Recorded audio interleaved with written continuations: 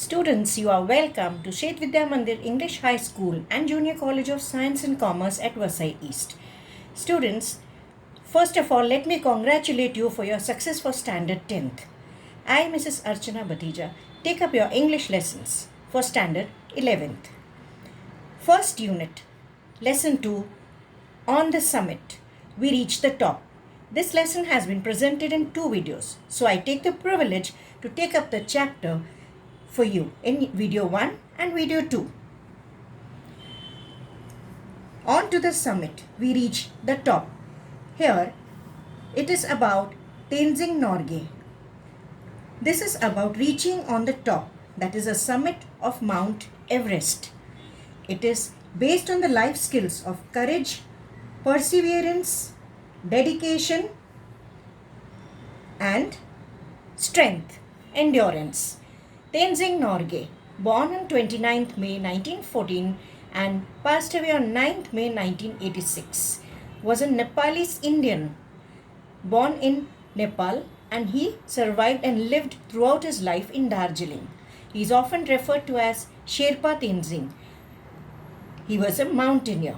He was one of the two who are known to reach the summit of Mount Everest. This first reach by them was a highly successful adventure. Tenzing Norgay was 17 years old when he first climbed the Mount Everest in 1935, and many of other such attempts which was not success up till the summit, to the top. Later, he and Edmund Hillary, a New Zealand mountaineer, became the first to reach the top of Mount Everest with an expedition that was put forth by John Hunt. They completed this expedition under the leadership of Colonel John Hunt in 1952. He was awarded with many medals. Now, some of them are also mentioned in your textbook, which are put up for you on the screen. Tiger Medal in 1938, Star of Nepal in 1953, Padma Bhushan in 1959 for all the accomplishments. Let me inform you, students, that Tenzing Norgay National Adventure Awards today are the highest national awards for adventure sports. His autobiography, the book named Tiger of the Snows, was published in 1955. He won the fame all over the world for his achievements and for his qualities of spirit and character, which was largely admired by the majority of mankind. John Hunt has also written about this successful adventure in his book The Ascent of Everest in 1953. So students, now that you are familiar with Tenzing Norgay, we move on about what is in the chapter. The lesson On to the Summit. We reach the top. Summit here means the highest point of a hill or a mountain. And here the summit is not only the highest point of the mountain of Mount Everest, but also the highest feelings and emotions, qualities and success of both Tenzing Norgay and Edmund Hillary. So the title of the lesson is related to mountaineering, which I have explained now. This lesson talks about expedition to Mount Everest, a successful one. The first expedition reached to the top. So now Tenzing describes the climb to the Mount Everest accomplished on 29th of May 1953 at 11:30 a.m. The summit of Mount Everest, which is about 29,035 feet above sea level, is the highest point on earth. This article, in the form of a lesson, describes what brought him to climb the mountain. Mount Everest is at the top of the Great Himalayas in Asia, lying on the border between Nepal and Tibet. This is for your reference. It is also called as Chomolungma, or Mother Goddess of the Land, by the Tibetans. The English people named the mountain as Mount Everest after Sir George Everest, a 19th century British surveyor of South Asia. Now, many unsuccessful expeditions were tried earlier in 1921, in 1922, and many more. But the reasons for failure were largely due to unpredictable weather, lack of proper equipment, dangerous and steep snowy terrains, rocky hills, and the difficult, the unpredictable conditions there.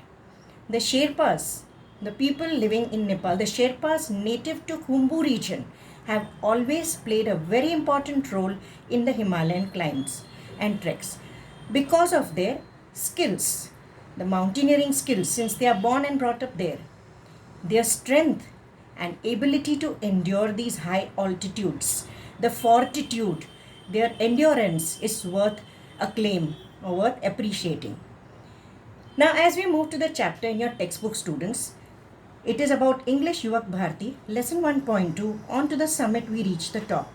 As I read the chapter, it makes clear to you, you are preparing yourself for English comprehension, for grammar skills, as well as for your writing skills. Many of the personal opinion answers. When we left Camp 9 on Friday morning, I was determined to get to the top on this day. That morning, I remember thinking, I was to get to the top even if I die. I was not afraid to die that day. We set out early and all the way from Camp 9 to the peak we altered. So they have already completed 8 camps. They are almost going to reach the summit within some time. But that time was actually the time when it was to be completed with lot of difficulty. Now alternated is about changing positions while they were climbing. One in the front and one behind.